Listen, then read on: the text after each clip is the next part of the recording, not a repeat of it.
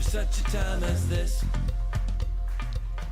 And welcome to Round Table for such a time as this. R.I.P, SBC, question mark. Oh boy. Once again, the Southern Baptists met as a convention, this time in Anaheim, California, the Devil's Playground, California, to decide the fate and the direction of the Southern Baptist Convention. And for the second year in a row, shall I say very disappointing. I'm joined tonight, round table, Ben, Abigail, and Vicki. Welcome, round table. Good evening. How are you all doing? Is anyone happy what happened with the SBC? I mean, you tell me. Wait. What was the Is question? anyone happy and satisfied? Oh, there are a lot of people who are. All Just those not people in this who room. voted. Just not in this room. Okay, for the gotcha. people who won. Gotcha, Yes, gotcha, not here. gotcha. Oh, yeah, not here. Gotcha, no. Gotcha. So we were there last year. Yes, at we the were. same time, a year ago. Yes, we were. When the issue was CRT back then, and that was because in 2019, just to refresh everybody's memory, they passed resolution. You can turn me up, Pastor James, I'm if trying. I'm not talking I'm loud high, enough. but But I'm getting- right in front of the you're getting microphone. extra So, so they passed resolution. I think it was it 22? I forget. I forget what Resolution number. 9 or something like that. Oh, no, yes, that's right. It was Resolution 9, and basically it said that critical race theory was a good tool Essential tool. to use to understand race relations. And at that point in time, a lot of people became very alarmed.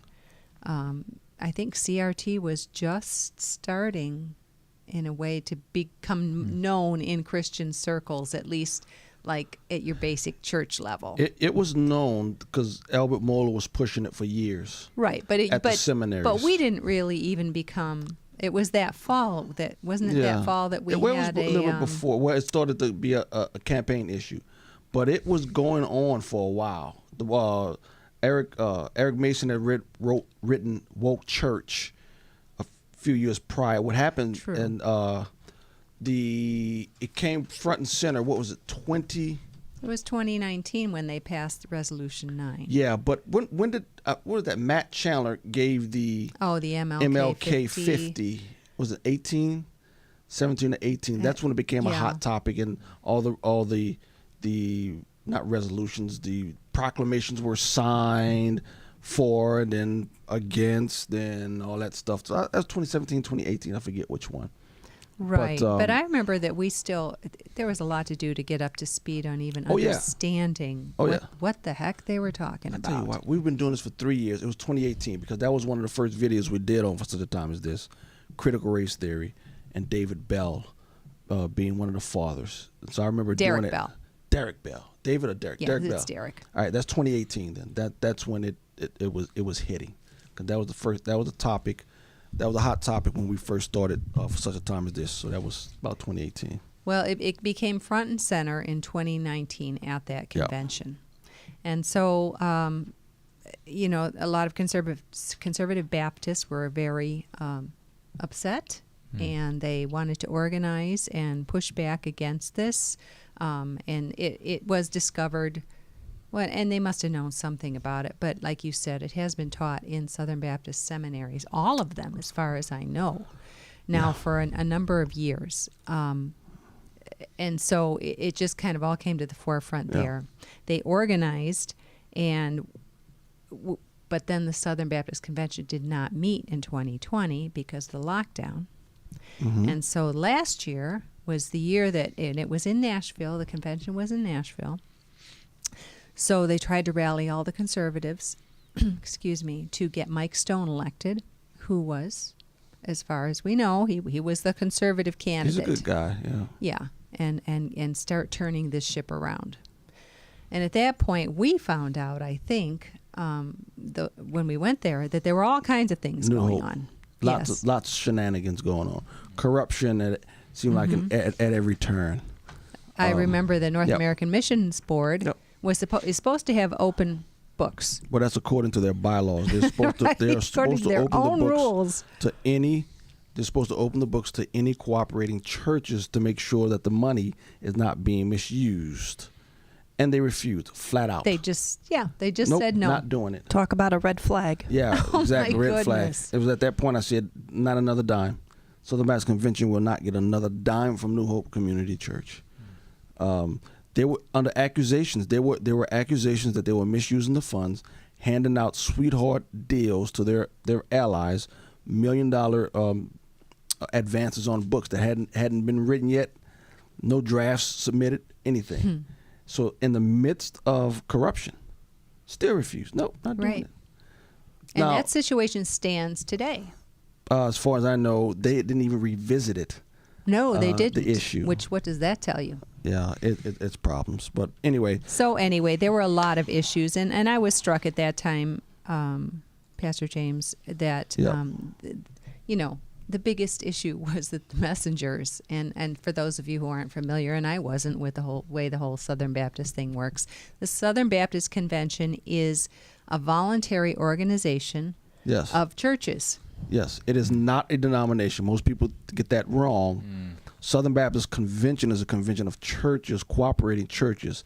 The difference was, and before I get any further, if you're on YouTube, please give me a thumbs up. Let me know we're coming through loud and clear. I'm pretty sure we are, but I just like that affirmation. But anyway, denominations are organizations that actually own the buildings and the property most of the times in which the local churches meet.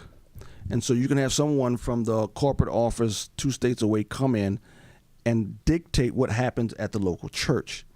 Not so with a convention. New Hope Community Church here in Palatine, it is the people who assemble here who owns the building and the property.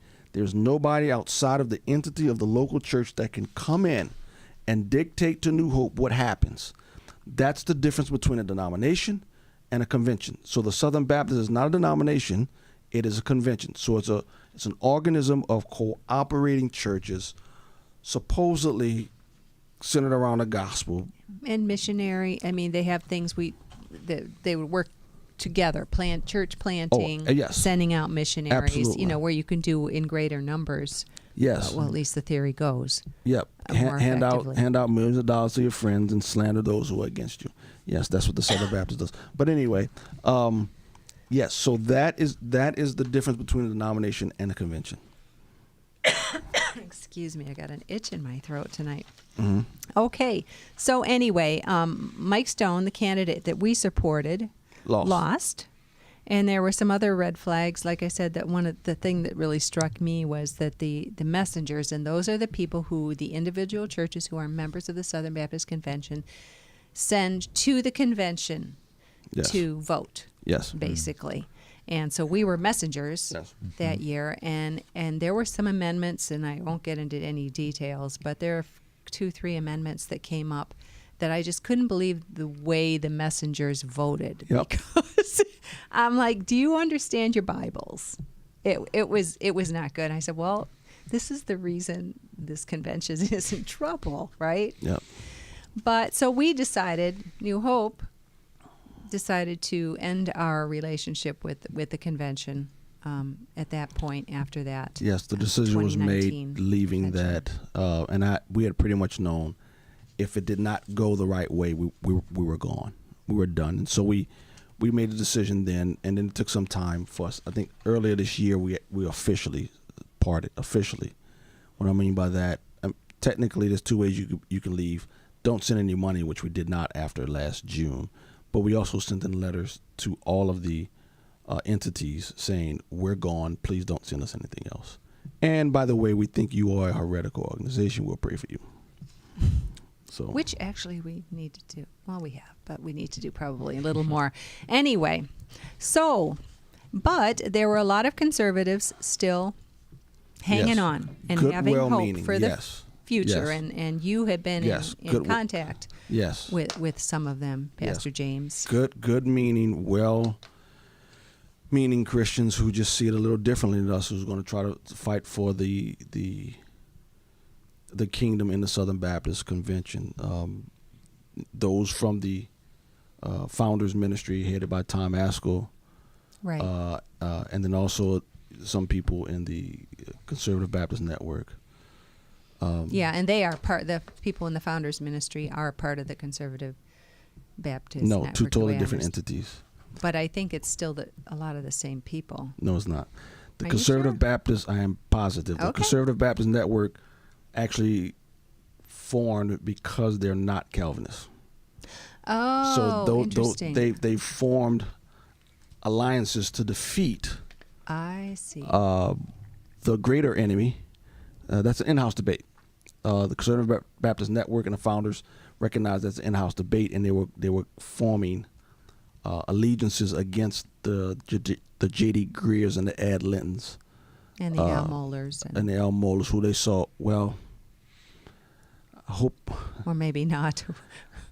It was kind of strange. We'll wrap up this background information in a second. But it was very weird at the time. I remember that in 2019, we watched the video after they passed this resolution, that we looked at the pastors' conference that is held for the couple of days before the convention. They always have this pastors' conference, and there were 5 pastors up there roundly denouncing and explaining what was wrong with CRT, and that CRT is a different gospel and all this stuff. But at the same time, they would be calling the men in the Southern Baptist Convention who were promoting CRT brothers. Yep. But if it's a different gospel, we're like, how does this work? If it is a different gospel, and here's where I think the break is with those who are still in the Southern Baptist Convention, still fighting. When you say, and if you say critical race theory is in fact heretical, which I believe it is, clearly, and I think they even said it is. Mm-hmm. The founders in the Conservative Baptist Network will say it is. Right. They will say if you ascribe to that. When we went to the founders last year, one of the sermon, I don't even call it sermon, or the speeches was, this is a time of choosing between the God of Israel and Baal. Mm-hmm. If that's the case, then how do you continue to go on in the Southern Baptist Convention calling people ascribed to a different gospel brothers? You can't do that. You can't do that. As much as I love them, as much as I respect them, they're clearly believers going forward. I think they have a blind spot when it comes to that. you must come out from among them, because there's no fellowship between light and darkness, Right. and that's where we split. But this year, well-meaning people continued to fight. That's their conviction. So be it. And Pastor Barber from Texas defeated Tom Ascol in a runoff in an election yesterday, with Barber receiving roughly 61% of the vote. Well, let's explain that Tom Ascol was the conservative candidate. Ascol's a conservative, and Barber president. claims to be a conservative, but he was of the other group. And he got 61%. Ascol got 39%. People in election terms, that's a blowout. Right. That's not close. So the conservatives got blown out this year. That's not close. That's not close. Voddie Baucham, It's a those of 20 you who point. might be familiar with Pastor Voddie Baucham, he ran to be the president of the pastors' conference that I was talking about that happens for the 2 days preceding the convention. And Yes. he also lost, and it was not close. What was the percentage on that? I forgot what that was. Let's see. Did he even? It was, I don't know what he got. So the guy who won got 690 votes to Baucham's 608 votes. It was Okay. closer than That's Tom a lot closer, yeah. and Yeah. Bart. I Yeah. can't think of his last name, who won the president, but it was still not Yeah. close enough. Yeah. Okay, so let's just talk about some of the other issues that came up at the convention before we kind of summarize Yeah. where we're at on this. So let's go through this, and then we'll get to Pope Warren toward the Oh end. boy.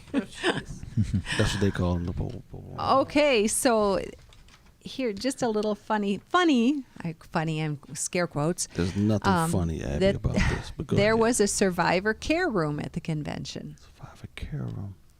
What does that it was mean? described as a safe space for women who might need one. It was So they provided. needed a safe space at the Southern Baptist Convention. I guess so. Oh. It was provided by the task force, the sexual abuse task force that was established at last year's convention. So the Southern Baptist Convention actually created this room. This was not an offshoot. Yes. No. Ah, This was, got it. You know. Okay. All right. Let's see. Okay, and so let's talk about the sexual abuse task force that was created last year. So Russell Moore was the leader of the SBC's Ethics and Religious Liberty Commission. As probably a lot of you know, the SBC has been accused of looking the other way when accusations of sexual abuse have been brought forth to them, and treating quote unquote survivors of sexual abuse terribly. So this is like a big deal. We're even seeing this in the New York Times and mainstream media stories about this. But this all came about because Russell Moore claimed that the SBC leaders intimidated whistleblowers and exonerated churches that had credible claims against them of negligence of sexual abuse. Russell Moore said that? Yes, he did. Victims, and this was last year. So what happened was the executive committee announced last June at the convention that Guidepost Solutions would review allegations made by Moore. Now, Guidepost Solutions is a pro-LGBT secular organization. It is? Yes, it is. I thought Guidepost was a Southern No, Baptist Convention. no. Southern Baptist entity. I think there's another I'm thinking thing. of Guidestone. Yes. Guidepost is a pro. Yes. You sure about that, Yes, Abby? because they just came out with this lovely encouragement because, of course, June is Pride Month. I forget exactly. I don't think I actually saw it, but to the whole gay thing. Yes, they're very secular, and they obviously don't know anything about real sexual ethics, but they were hired to investigate. So a pro-LGBT organization was the one that came in and did the investigation to the Southern Baptist abuse. Right. Oh, wonderful. And they wrote this, I forget how wonderful. many That is hundreds of beautiful. pages report Oh, that's with all beautiful. these of what happened. And I tried to look that up, but I don't know if it's actually out there so that you can actually read it, but it's like 300, I don't remember if it's 300 pages or 800 pages. It's a lot of pages anyway, and it's supposed to be really, really terrible. Now, I don't know what is meant by terrible, and, I think you'd actually have to see it at this point. It's written by an organization like that. But anyway, the messengers voted this year at the convention in favor of 2 sets of recommendations that were made by Guidepost. And one was to create an abuse implementation task force. Isn't that just what we need?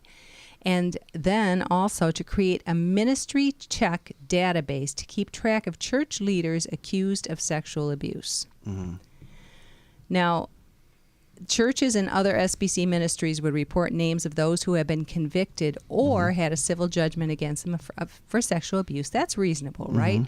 For inclusion on the website. Those ministries and churches could also submit names of those who have been, quote unquote, credibly accused after an independent investigation. And here's where it gets really dicey.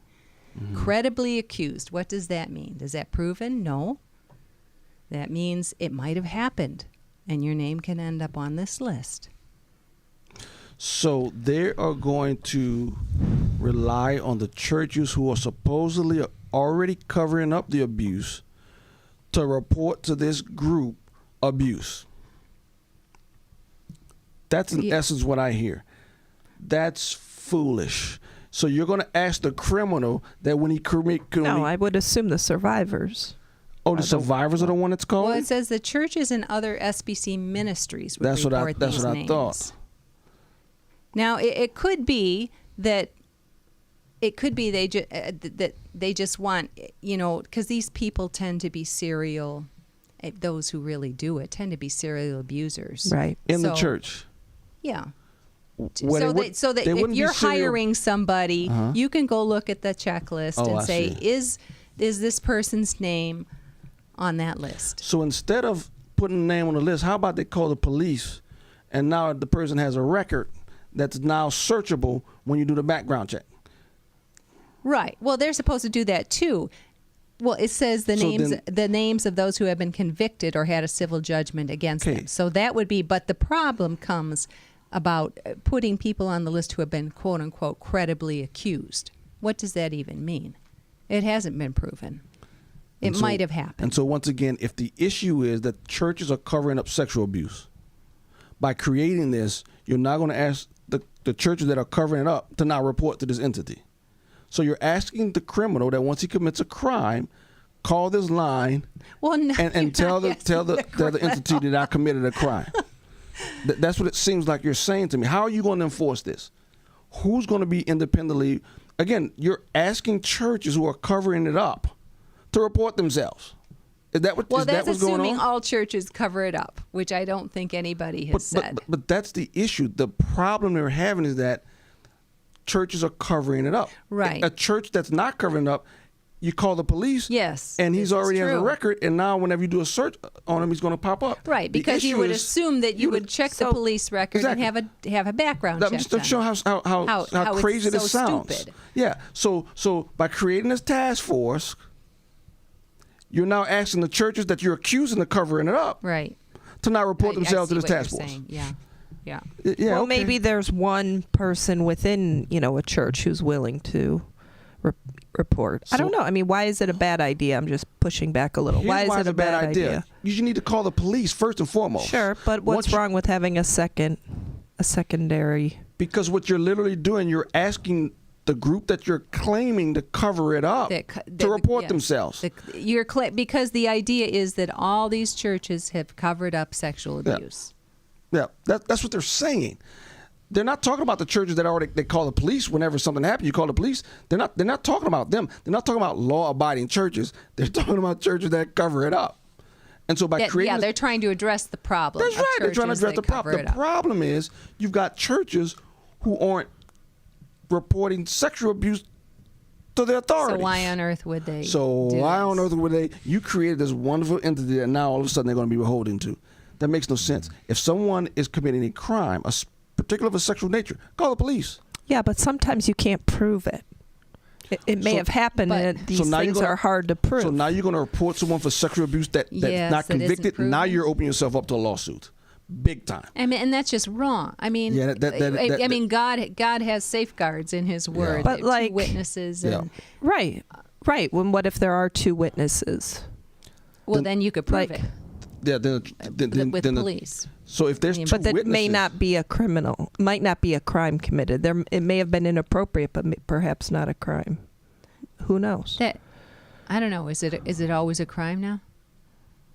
is what always a crime. Like groping a woman? Um, or, I don't know.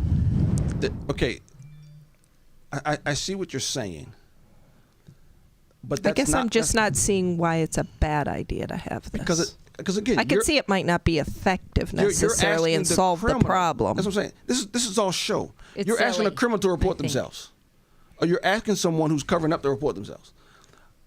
That's not going to address the problem. Asking the criminals all of a sudden. To I start guess I reporting look at it themselves. as, what if there is somebody in one of these churches Yes. who does want to do the right thing? This gives them someone to call and something to do and someone who will care to listen to them instead of just being on your own and not knowing what Who's to going do. to care? Because the part of the people who are covering it up were people in the SBC in the first place.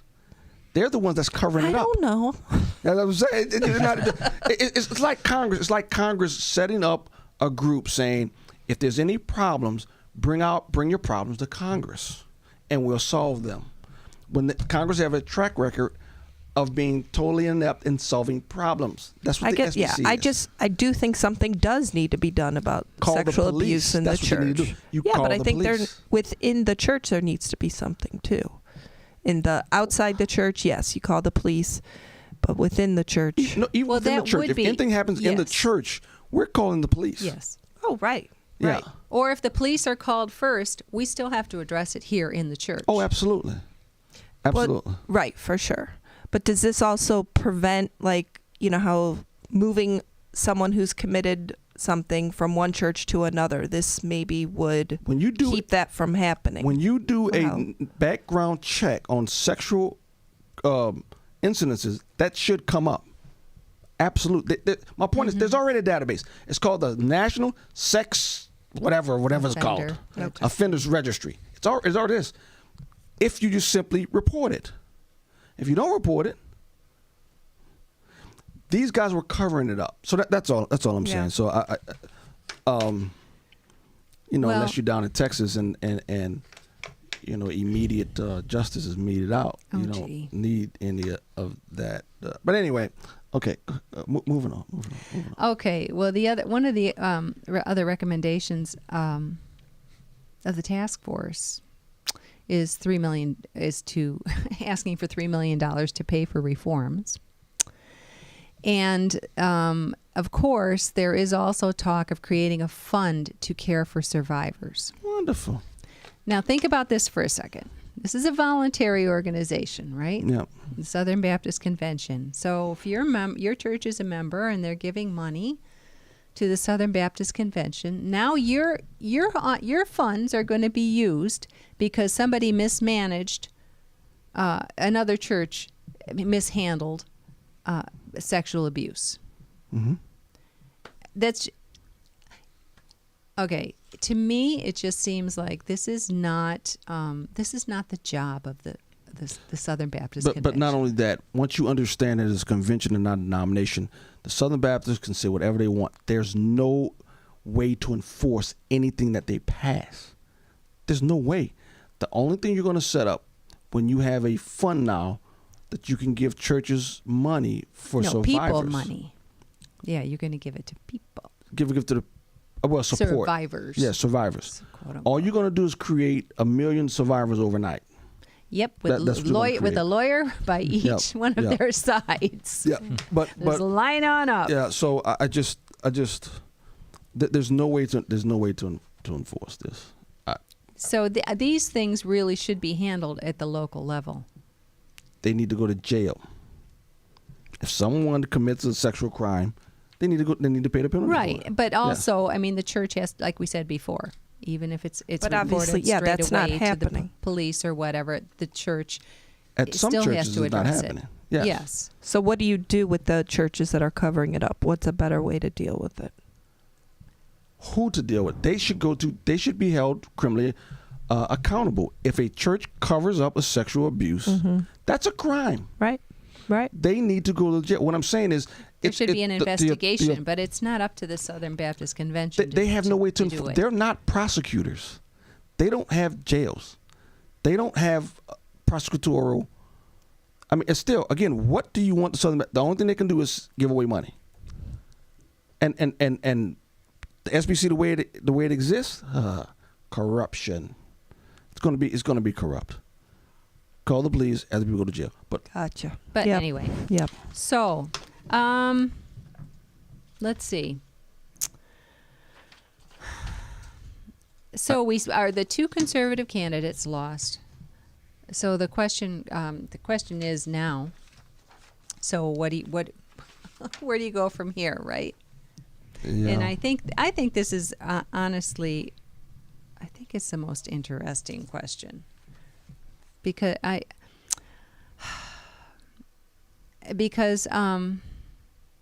you know, and we're all different, and we all have you know, some people are optimists and some people are pessimists, and some people are fighters and some people aren't. It'll be interesting to see if the conservatives will go on to fight another day, and if they do, how should that be done? Like we were saying before, one of the things I've been listening to John Harris. He's at Conversations That Matter on this, and he talks all the time about, look, you have to call out people by name. Heretics. You can't, and like we were saying before, you can't continue to pretend that they're brothers.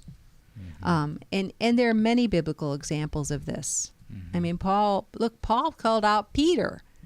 Peter of all people. And even if let's just say that some of these people are confused Christians who think CRT really is biblical, and let's just say they are truly brothers and sisters, but they lack discernment and whatever else. It's still, I think that, I don't know about you guys, but the answer is still the same. You still have to call them out. Yeah. Right. You Absolutely. You can't just let it go, and it's not just for the sake of the convention, it's for their sake as well. Right. Yes. And this is not easy to do. I don't know if you've ever Yes, been it in a is. position. Why isn't it? Because when you have a personal relationship with someone, when you consider them to be your friend, it isn't easy, but it still has to be done. Yeah, if it's your friend, I don't think these people are personal running buddies. I am aware of one instance in which that is true, but for the most part, they're not having dinner with these guys. They're not having dinner with these guys. How many times do you think the conservatives had dinner with J.D. Greer? I don't think so. I don't know, but there's another guy. I don't want to go there, but I'm saying there is instances in which there's one instance, I get that. But even if that's the case, he who loves father or son more than me is not worthy of me. And when your friend has gone off on the deep end, you can't hold back. I've experienced that on more than one occasion. I've had to you're do that. right. You shouldn't. Absolutely. But it isn't easy. And some of us have a more, I don't want to say argumentative It's not even about argumentative though. personality, a more confrontational personality than others. But it's not easy. I'm surprised you would say that it's easy, Pastor James, if you have a friend that's going off the rails. The decision is not easy. I'm so sorry. The decision isn't hard. Once you are committed to truth, the decision isn't hard. Maybe how you carry it out may be difficult. Right. But these guys aren't even carrying it out, Abby. They haven't made the decision to cut ties. I can see where agree. there's a And struggle I think that's the problem. in carrying it out. But the decision is not made, though. You haven't made the decision. You've made a decision. You've made a decision to keep as a close friend someone who is preaching a different gospel. And the you've Bible made is your really and in clear about doing that, you've made your decision. You've chosen your friend over your God. And now, had you say a spouse or a child, now we're talking. You still should do it, but it's more difficult. But a friend, and it's not.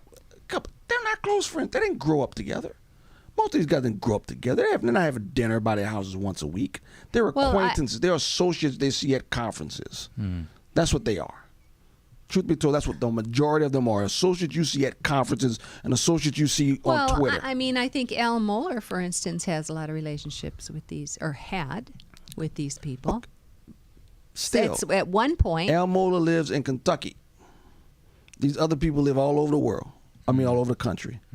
Even still, though, but we're out of time. But go ahead. Well, Go ahead. no, well, yeah, it has to be done. I want to get the Pope. It isn't being done. Pope Warren. Okay, dear. Okay. Go ahead. But anyway, it isn't being done. I think that's part of the Yes. problem. Yes.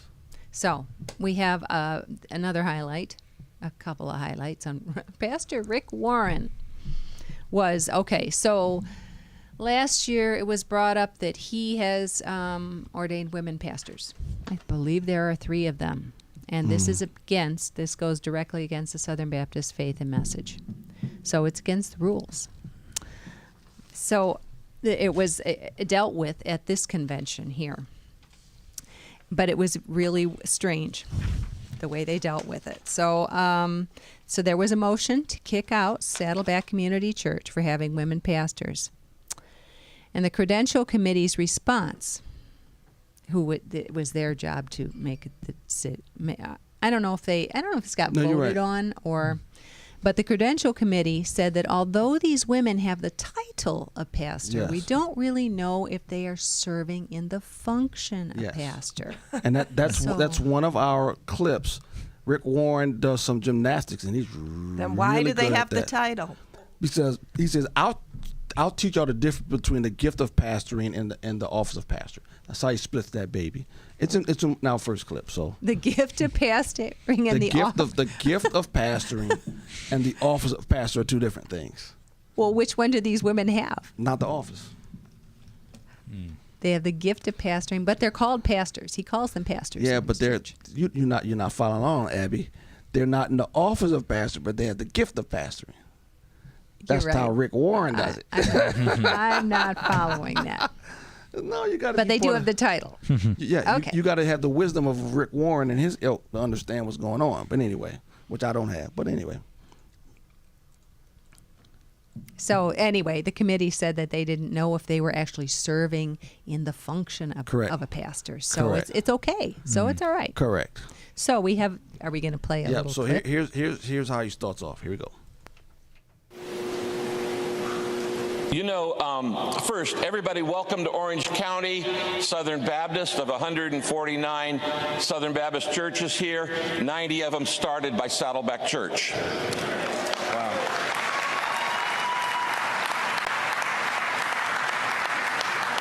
You know, it's customary for a guy who's about to be hung to let him say his dying words.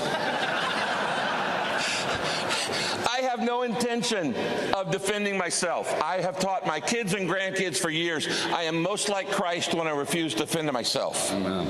The Bible says Jesus spoke not a word unto them when Pilate accused him of all kinds of things. So I have no intention. I have most of you on my mailing list anyway, and I can write you and tell you what I believe about the gift of pastoring as opposite from the office of pastoring. But I'm not here to talk about that. Lunchtime, I wrote you a love letter, and I'd like for my likely last convention to read it to you.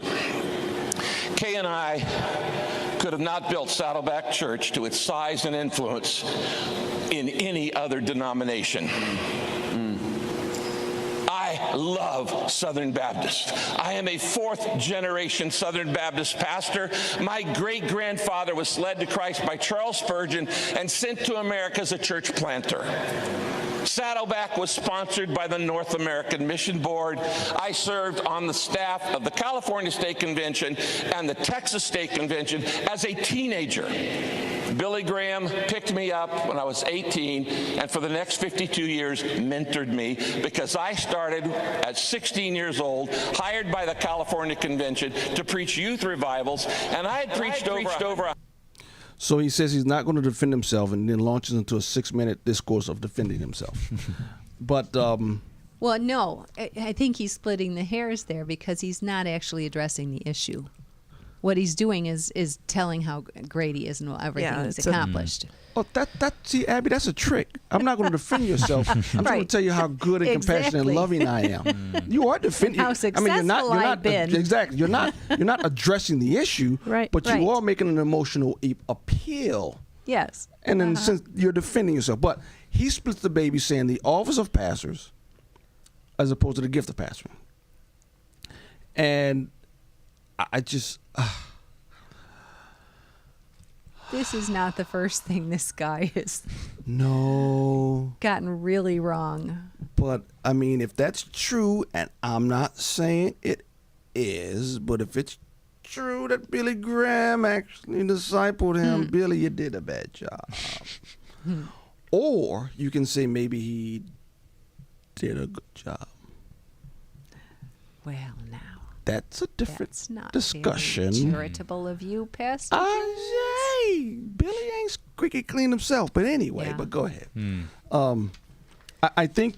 Well, they bought it in any case. He's called Pope Warren, because Abby, Vicki, Ben. The truth is, he has been the most influential Southern Baptist figure in the last 2 or 3 decades.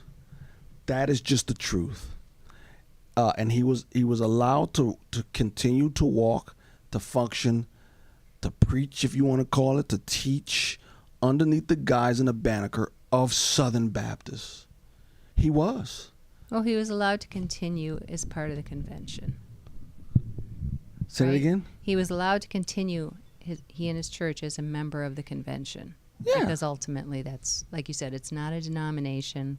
We don't have a pope saying who But you do have entities in the Southern Baptists that can disfellowship you, because that's what they were trying to do this time. And what I'm saying is they never chose to do it, because I've got some clips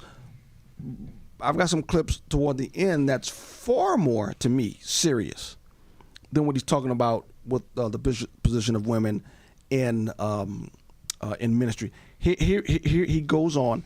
Here he goes on defending, not defending himself.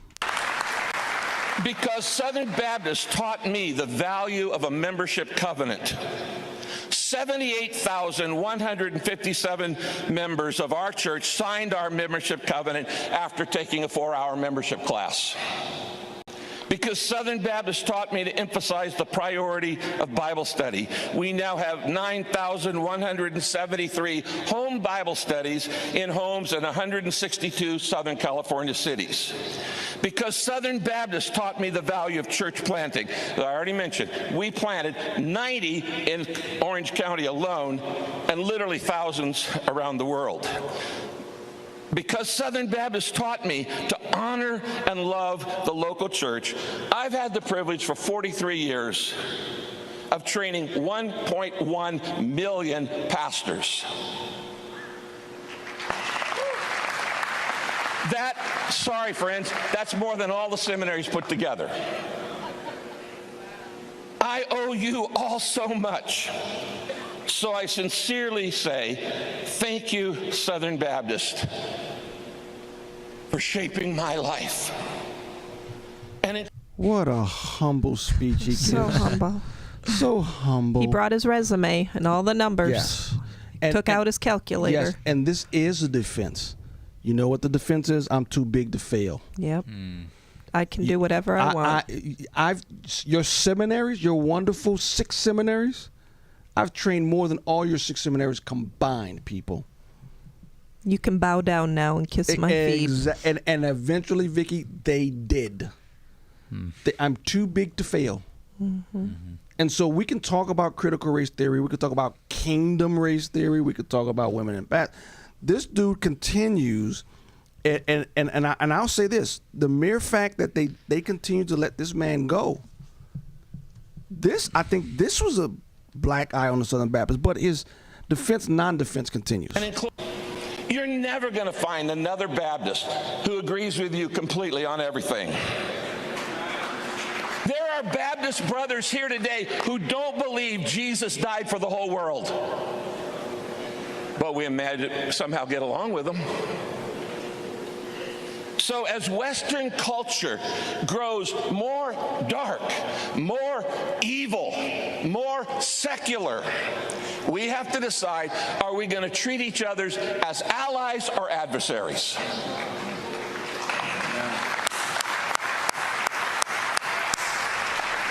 Second, since this is the year 2022, he then launches into an appeal for them to build a kingdom. But real quickly, then I'll turn it over back to you, Abby. So he's saying, are we going to treat each other as allies or enemies? We're not going to agree on everything. That's a defense. He's saying we're not going to agree on everything. And here particularly is that women position in ministry. But here's what I would say. Looking at Rick Warren, here's when I just completely wrote off Rick Warren, and here's where I completely said, Southern Baptists, where are you? This man did things far worse than what he's doing now, in that he tried to combine Christianity and Islam into something that he coined, or I don't know if his enemy coined it, Chrislam.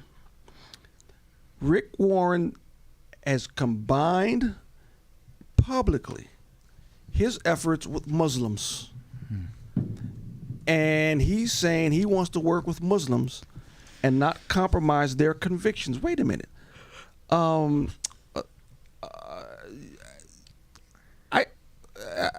thought you were supposed to witness to Muslims, save them from the pit of hell, not Pope Warren. I come to you today with a spirit of love and a spirit of friendship, a spirit of deep respect. I love my dear, dear Muslim friends, my next door neighbor, and so many that are friends, and I love you. Now, dear friends, as globalization draws us closer and closer together, one of the most pressing questions we have to ask ourselves is, how do we deal with our deepest differences? It is a fundamental question we have to wrestle with. How do we live together in peace and harmony? And not only that, how can we actually work together, maintaining our separate traditions, maintaining our convictions without compromise, but working together for the greater good of everybody in the world? How do we maintain our convictions without compromise? It's possible. How do you believe the gospel and say that to a Muslim? So we can work together for the greater good. We don't want Muslims to maintain their convictions. Exactly. We shouldn't. We don't want Muslims to maintain their convictions, but he does because he's moved to an ecumenical type of theology. That's who he's been for over a decade now. It doesn't stop with Muslims. It doesn't stop. He extends it to Catholic theology. Now, I will admit that there are some Catholics who may be saved because they're ignorant of what Catholic theology truly is. And I'll say this: the Catholic theology, go and look it up if you don't believe me. They believe that the church saves, not Christ. So look it up. That's their theology. But here you have Pope Warren congratulating and praising his counterpart, the other pope.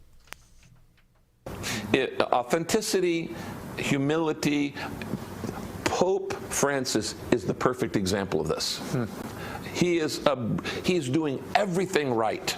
You see, people will listen to what we say if they like what they see.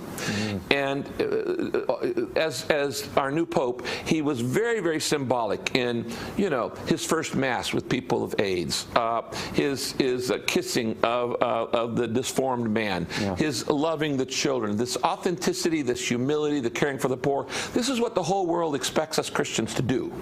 And when they go, oh, that's what a Christian does. In fact, there was a headline here in Orange County, and I love the headline. I saved it. It said, If you love Pope Francis, you'll love Jesus. that was the headline?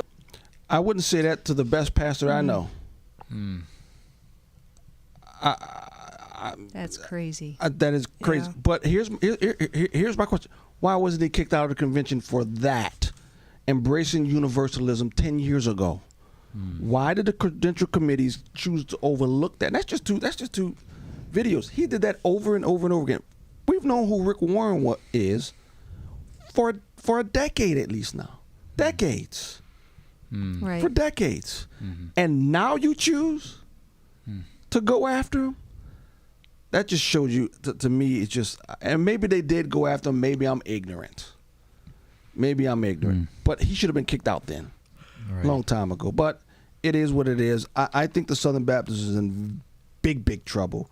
I think the leadership has been spiritually blind for years, and all you're seeing is a culmination of decades of poor decisions, poor leadership, and quite frankly, a divorce from biblical reasoning. They're just gone. They're gone.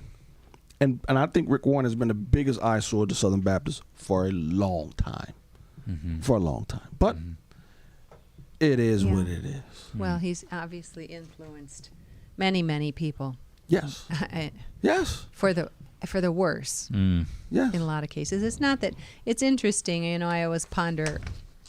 I mean, I know people who were saved at Willow Creek, regardless of the poor theology there, Sure. and all the stuff that went. And I'm sure the same thing happens at Saddleback. Sure. I mean, God uses. He can use a donkey. Yes. Right. Right. Yeah. Even when the donkey's in the pulpit. But go ahead. But on the whole, you have to wonder. I always think of there's a quote, I won't quote it verbatim, by C.S. Lewis, but he basically says the devil is perfectly happy to cure your cold if he can give you cancer.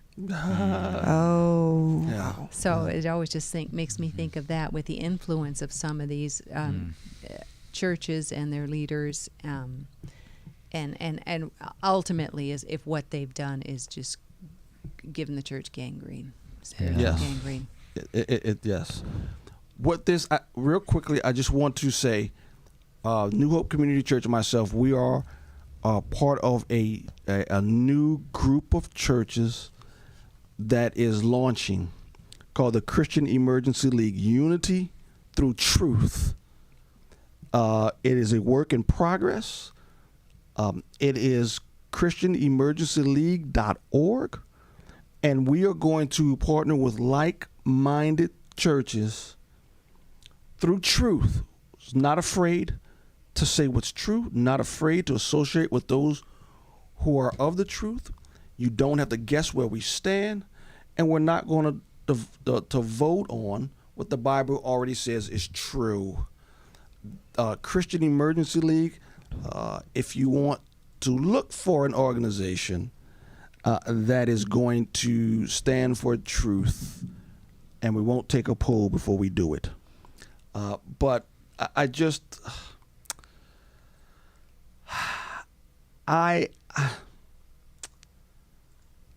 for my friends who are still in the Southern Baptist Convention, we have our differences, we have our opinions, we have our own convictions.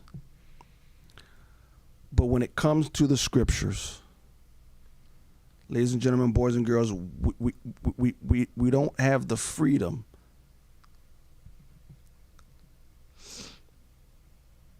to follow our passions when the scriptures have spoken. Do not be unequally yoked with unbelievers, and by their own admission, they're preaching a different gospel. So what fellowship does light have with darkness? I don't think at some point you have to admit they're not believers, and you are no longer free to lock arms with them. You can't do it. You are not free. You were not free in the Old Testament to lock arms with Baal as you prayed for Baal to come to faith. You could not lock arms with the non-believers and hope someday they came to the knowledge of the true God. You can't be with them. And my friends are still fighting the Southern Baptists struggle, if you truly believe that the critical race theory is a different gospel, then you can't lock arms with those guys. You just can't, and you definitely can't call them brothers. You can't congratulate them when they win. You can't. Now, if there's an in-house debate, I get it. In-house debate, that's one thing. But by their own admission, it's not. It's not. I don't think you're free to continue to struggle as long as you're calling non-believers brothers. So. Well, there was a winner of the election for president. His name is Bart Barber, and he was a member of the 2021 Resolutions Committee, and he was named chairman in February of it. Ed Litton appointed him. Ed Litton appointed him. Yeah, that's all you need to know. And so we have, and I don't know if how much our listeners know, but Ed Litton was caught committing plagiarism. And he wasn't the only one. There are all kinds of high-profile pastors the docent group, the docent group, who are getting their examples and lots of their sermons from a group called I think it was the docent group. Then Ed Litton took one. I forget who did he took one straight from J.D. Greer. He lined it up. He changed it hardly at all. It wasn't the only one, but it was so blatant. But anyway, so Brett Barber, as head of this committee, or part of this committee to begin with, they were charged with looking into this. And so here's his comment now as the chairman. And the docent thing was so bad because the docent group are people. And we did a show on that, so you can look that up at the website. The thing you gave me is not compatible. Oh shoot! Okay. Yeah. So the docent group was a group of non-believers who were writing sermons for megachurch pastors. So the megachurch you're going to send it or no? I don't have time because I'd have to turn it into a. I can never remember if I need to send you a PDF or a JPEG. I can't. I get those things mixed up. I tell you what. Let me do it this way. I'll do it this way. Here it is. You'll be able to see it here. There it is. Okay, so this is the new president's comment on Ed Litton's on the old president's plagiarism. Mm-hmm. He says that Mark was not bound by any such authority. He plagiarized as God inspired him to do. Oh, that's okay. Oh my God. Okay. That's the first one. Oh, that's the new Bible's president, plagiarism. Huh? Okay. Oh, wow. Okay. You want to go to the next one? And then the second one is I think these are tweets. Yes, they are tweets. These are tweets. He said, plagiarism by all of us is either taken seriously or treated as no big deal depending upon the context in which it takes place. Is preaching more like being a university professor or more like being a Sunday school teacher? That's the question. Well. So he didn't see the plagiarism as any big deal. And then finally, he said, he's talking about the committee and their decision about this. He says, while the committee affirms the thesis that preaching is a sacred trust from God for which preachers are accountable to him, we do not believe that the convention has yet reached any informed consensus on the many specific burdens placed upon pastors within the text of this proposed resolution. So we're not sure if plagiarism is right or wrong, basically. Wow. Now, the unbelieving world isn't confused, which ought to tell you about something.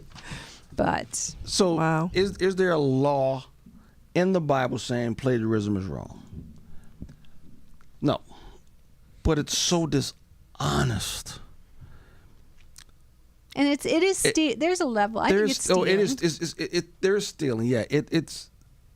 But what he tried to do as well, we steal from the Bible every day, every Sunday we preach. Dude, no, that's not true. The mere fact that we're reading from the Bible. Everybody knows where that's coming from. We know who the author is. Yeah. That's the point. That's the job. Yeah, but see, what he did, that's intellectually dishonest. Completely. Completely. And plagiarism with Lytton was dishonest, and the plagiarism with J.D. Greer was dishonest, because you're dealing with a bunch of dishonest people. That's the truth. And so again, I turn to people who are still there. I don't think you can in good conscience stay there much longer. You can't. You at least have to draw some line in the sand. I mean, hope so. You just all need to leave and form if else. All the godly people left the SBC, Yeah. it would fold overnight. Exactly. Mm-hmm. Even if it's a 34%, let's just say Tom Ascol actually represents 34% of current Southern Baptist churches, right? Mm-hmm. If 34% were to leave, I can guarantee you that the giving would be down over 80%. Because liberals don't give. No, they don't give. Liberals love spending other people's money, but they won't give you any of theirs. So what did they have to lose if they all left? The relationships? Is that the biggest portion? The biggest sacrifice is the relationships? That's a good question, Ben. I don't know. I don't know. The prestige? Maybe the prestige. Maybe they've been Southern Baptists their whole lives, and I don't know. I don't know. I can't answer that question. But, I mean, at some point, you've got to cut the cord. You have to. You have to. Okay. Absolutely. Southern Baptists, rest in peace. We'll see. We don't have the authority to put you in the ground, but God does. And we don't know what's going to happen. So, leave it with some hope. We always leave with hope. We always leave on a good note. Who wants to go first? Maybe Roe versus Wade's going to get overturned soon. That we've been waiting for the last month and a half. Right. I don't know. You know what, Ben? I don't trust what's passed as conservative. Yeah. I think the reason why they still haven't given that verdict yet, because they're working behind the scenes. Yeah. They're thinking we could flip one of them. Because they still haven't told us who it was. It ain't that hard. I think they figured out the first week who it was. Yeah. I think they figured it out. Yeah. So I'm not confident with that either, Ben. All right, but maybe, okay, that got it. Maybe Roe v. Wade to be overturned. All right, Abby, Vicki.